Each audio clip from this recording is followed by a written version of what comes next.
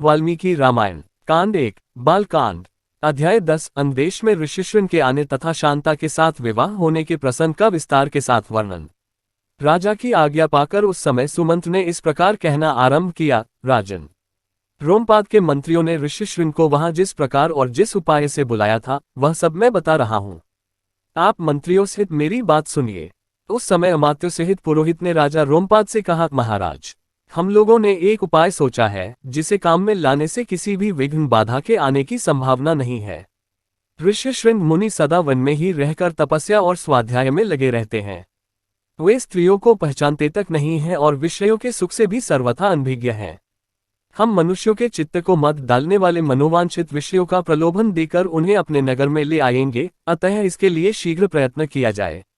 यदि सुंदर आभूषणों से विभूषित मनोहर रूप वाली वेश्याएं वहां जाएं तो वे भांति भांति के उपायों से उन्हें लुभाकर इस नगर में ले आएंगी, अतः इन्हें सत्कार पूर्वक भेजना चाहिए।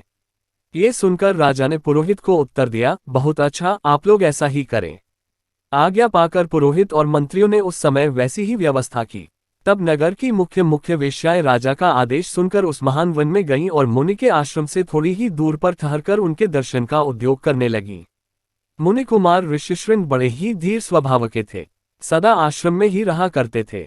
उन्हें सर्वदा अपने पिता के पास रहने में ही अधिक सुख मिलता था, अतः वे कभी आश्रम के बाहर नहीं निकलते थे। उन तपस्वी ऋषिकुमार ने जन्म से लेकर उस समय तक पहले कभी न तो कोई स्त्री देखी थी और न पिता के सिवा दूसरे किसी पुरुष का ही दर्शन किया था। नगर या राष्ट्र के गांवों में उत्पन्न हुए दूसरे प्राणियों को भी वे नहीं देख पाए थे। तदनंतर एक दिन विभांडक कुमार ऋषिशृंग अकस्मात घूमते फिरते उस स्थान पर चले आए जहां वे वेश्याएं ठहरी हुई थीं। वहां उन्होंने उन सुंदरी वनिताओं को देखा। उन प्रमदाओं का वेश बड़ा ही सुंदर और अद्भुत था। वे मीठे स्वर में गा रही थीं। ऋषि कुमार को आया देख सभी उनके पास चली आईं और इस प्रकार पूछने लगी, ब्राह्मण, आप कौन हैं, क्या करते हैं तथा इस निर्जन वन में आश्रम से इतनी दूर आकर अकेले क्यों विचर रहे हैं? ये हमें बताइए, हम लोग इस बात को जानना चाहती हैं। ऋषिशृंग ने वन में कभी स्त्रियों का रूप नहीं देखा था और वे स्त्रियां तो अत्यंत कमनीय रूप से सुशोभित थीं, अतः उन्हें देखकर उनके मन में स्नेह उत्पन्न हो गया। इसलिए उन्होंने उनसे अपने पिता का परिचय देने का विचार किया। वे बोले, मेरे पिता का नाम विभांडक मुनि है, मैं उनका औरस पुत्र हूँ। मेरा ऋषिशृंग नाम और तपस्या आदि कर्म इस भूमंडल में प्रसिद्ध है। यहाँ पास ही मेरा आश्रम है। आप लोग देखने में परम सुंदर हैं, अथवा आपका दर्शन मेरे लिए शुभकारक है। आप मेरे आश्रम पर चलें, वहां मैं आप सब लोगों की विधिपूर्वक पूजा करूंगा। ऋषि कुमार की यह बात सुनकर सब उनसे सहमत हो गईं। फिर वे सब सुंदरी स्त्रियां उनका आश्रम देखने के लिए वहां गईं। वहां जाने पर ऋषि कुमार ने, यह अर्घ्य है, यह पाद्य है तथा ये भोजन के लिए फल मूल प्रस्तुत है, ऐसा कहते हुए उन सबका विधिवत पूजन किया। ऋषि की पूजा स्वीकार करके वे सभी वहां से चली जाने को उत्सुक हुई। उन्हें विभांडक मुनि का भय लग रहा था, इसलिए उन्होंने शीघ्र ही वहां से चली जाने का विचार किया। वे बोली, ब्राह्मण, हमारे पास भी ये उत्तम उत्तम फल हैं। विप्रवर, इन्हें ग्रहण कीजिए, आपका कल्याण हो। इन फलों को शीघ्र ही खा लीजिए, विलंब न कीजिए। ऐसा कहकर उन सब ने हर्ष में भरकर ऋषि का आलिंगन किया और उन्हें खाने योग्य भांति भांति के उत्तम पदार्थ तथा बहुत सी मिठाइयां दी। उनका रसास्वादन करके उन तेजस्वी ऋषि ने समझा कि ये भी फल हैं, क्योंकि उस दिन के पहले उन्होंने कभी वैसे पदार्थ नहीं खाए थे। भला सदा वन में रहने वालों के लिए वैसी वस्तुओं के स्वाद लेने का अवसर ही कहाँ है। तत्पश्चात उनके पिता विभांडक मुनि के डर से डरी हुई वे स्त्रियां व्रत और अनुष्ठान की बात बता उन ब्राह्मण कुमार से पूछकर उसी बहाने वहां से चली गई। उन सबके चले जाने पर काश्यप कुमार ब्राह्मण ऋषिशृंग मन ही मन व्याकुल हो उठे और बड़े दुख से इधर उधर टहलने लगे।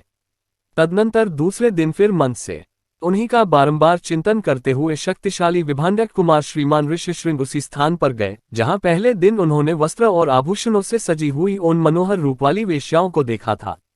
ब्राह्मण ऋषिशृंग को आते देख तुरंत ही उन वेश्याओं का हृदय प्रसन्नता से खिल उठा। वे सब की सब उनके पास जाकर उनसे इस प्रकार कहने लगी, सौम्य, आओ आज हमारे आश्रम पर चलो। यद्यपि यहाँ नाना प्रकार के फल मूल बहुत मिलते हैं, तथापि वहां भी निश्चय ही इन सबका विशेष रूप से प्रबंध हो सकता है। उन सबके मनोहर वचन सुनकर ऋषिशृंग उनके साथ जाने को तैयार हो गए और वे स्त्रियां उन्हें अंदेश में ले गईं।